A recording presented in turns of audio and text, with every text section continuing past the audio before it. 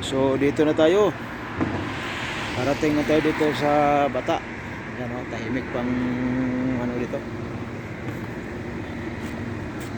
Tahimik pa. Parating na tayo dito. Buti nakasakay tayo sa visit truck. Yung kaibigan ko drive, Pilipino. Kaya nakasakay ako dito. Yan. So nakatambay pa yung mga bus dito. Maaga pa kasi 5 pa.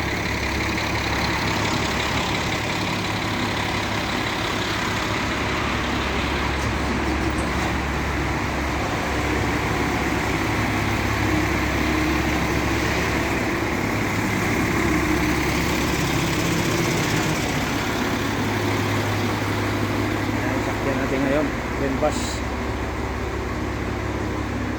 So nagkabak pa ng ano yan, pasero, wala pang pasero. So pag Friday dito sa umaga tahimik.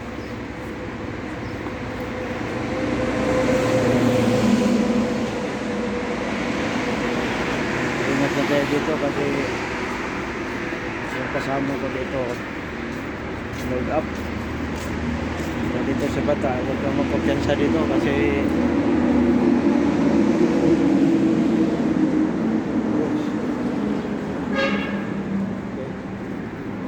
alerto tayo dito.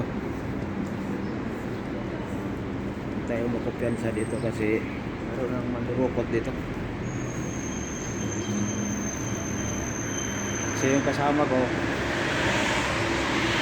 laro ng cellphone, hindi niya alam na inabangan pala siya.